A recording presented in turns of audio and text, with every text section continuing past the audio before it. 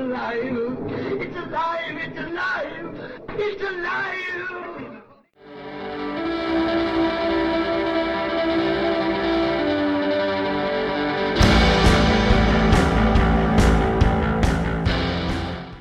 Hello and welcome to Alive After Reading. I'm Tim Niederreiter and welcome to my first video podcast. And solo today, in us after a fashion anyway. So this is Alive After Reading, and I am Tim Niederreiter. I'm a fantasy author, science fiction author, mostly fantasy now. And that's kind of what I'm talking about today, is where I kind of built my taste in fantasy, because there is an interesting pseudo guest for this podcast, which is not what you might think of as, it's not, definitely, there won't be another voice on this show, at least not in one sense. But you see, I grew up in the 2000s, 2000, I was born in 1990, so millennial here, guilty, whatever. But I've wanted to be a novelist, and I was worked to be a novelist ever since about 2003. I wrote my first novel in 2003, 2004. So that winter, I think, was when I got it done. Yeah. So it was just 13 or 14 when I finished that. And shortly after, well, actually, it was a while after, I discovered this set of rants, fantasy rants. They're by this live journaler back in the day. You remember LiveJournal? Jeez.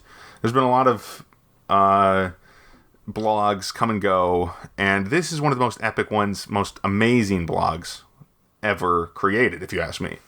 And it was created by an unknown writer, an unnamed writer, shall we say. Limyaael is the moniker this author went under, and I'm pretty sure we don't know exactly who it was who created this. She was a grad student, is the impression we get from these posts that are still around. You can find them at curiosityquills.com/Limyaael, or just, go to Curiosity Quills, you'll find them. So these fantasy rants are not really rants. They're complaining about fantasy and the things that the writer didn't like about fantasy. So the writer was a giant fantasy fan. It's evident from the very first essay, which is kind of the focus today.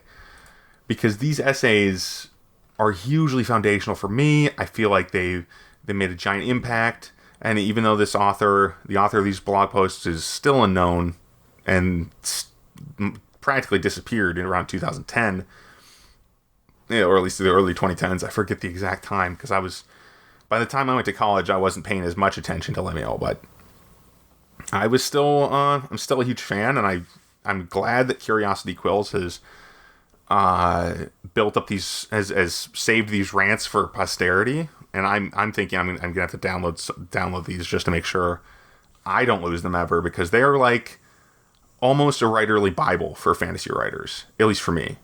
Because one of the focuses, especially the focus of this first rant number 1, cliched fantasy, which is kind of the subject of this episode, and the commentaries I'm about to give you, the subject is about cliched fantasy. That's the title, but it's really about almost a mission statement. At least in hindsight, it looks this way. For Limyaael's whole project with this rant, these blogs. So what is this blogger, what did she write about? Well, she wrote about the things she didn't like in fantasy and ways to fix it, basically. So for writers, it's only one reader, but in some ways, I've always considered Limyaael to be like my ideal reader. At least I did when I was younger. I lost track of her for a while there, but now I'm thinking more about these blog posts and these rants. And for those not familiar with the concept of an ideal reader, I think Stephen King came up with it, but it was basically the idea that everybody writes for someone else, and someone else specific in a lot of cases.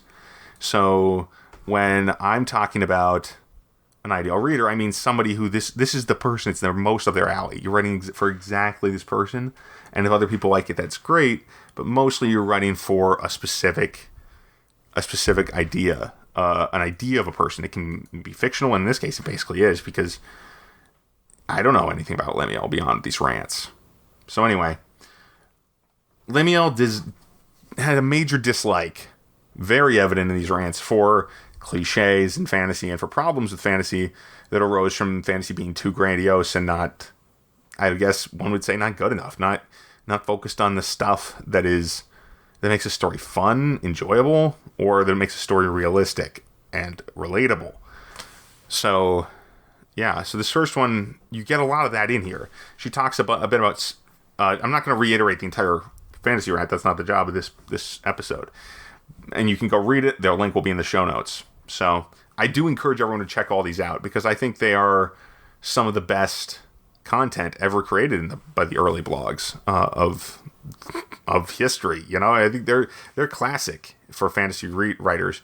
And even though Limyaael may step on a few toes when she complains about, say, The Wheel of Time or other book, or there's a bunch of other books she complains about, but Wheel of Time came up a lot, if I recall. It doesn't come up as much in this first rant, but the issue of fantasy losing its way is kind of all over these rants, and the problems that arise when the breadth and depth that can be present in fantasy are kind of thrown out the window in favor of something that's more wish fulfillment-y, or focuses on characters that are simple or oversimplified in some ways, like the classic elf and orc, which is referred to in this essay, where the elf is uncomplicated and powerful and correct and beautiful, and the orc is the opposite, but still uncomplicated.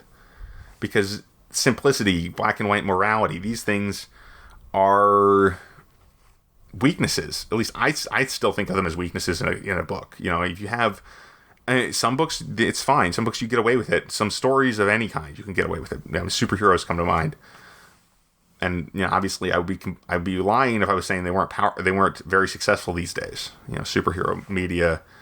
But on the other hand, you have the kind of stuff that you can't do in those stories, and it limits what the story can be. Not that is in itself a bad thing either, because every story has its own limitations. You can't only do so much, and every storyteller has their limitations, obviously. So, without further ado, I think I don't have much else to say, honestly. I encourage people to read these. This is kind of a quick hit, but yeah, give those a shot. Take a look at them. And complicated fantasy is a huge theme with these Limyaael rants, so take a look at more of those. Don't just read the first one and stop there. They get better as they go. She really hit her stride about, you know, there's several hundred of these. So she hit her stride a ways into them, and I think they're worth looking at even today. So thank you for listening. Oh, one last thing. I am currently reading In Her Burning by Sin Ribbon, and this is an audio script transcription, and it's amazing. This book is really cool. Sin Ribbon's been a guest on this podcast before, and I have to say, I did not expect, I mean, all due respect to Sin Ribbon, but I didn't expect to love this book as much as I'm loving it. I'm about halfway through. I can't wait to get to more of it, but there's a building kind of sense of dread, and that's kind of, I'm such a wuss. I'm so cowardly. I'm like, okay, I'm not going to make this.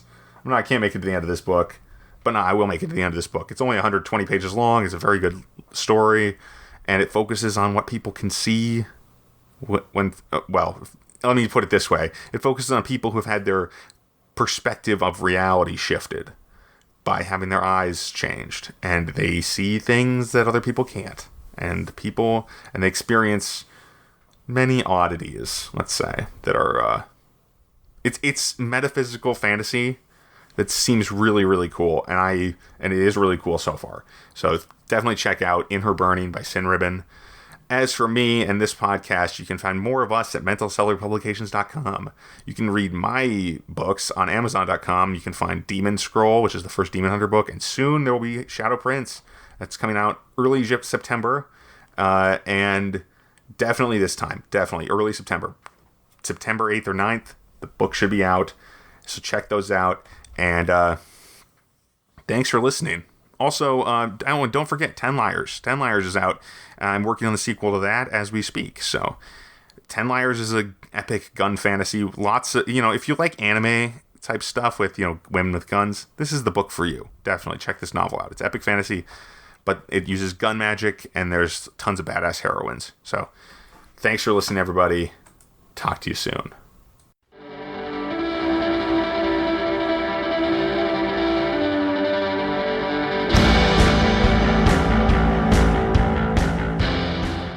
That tears it.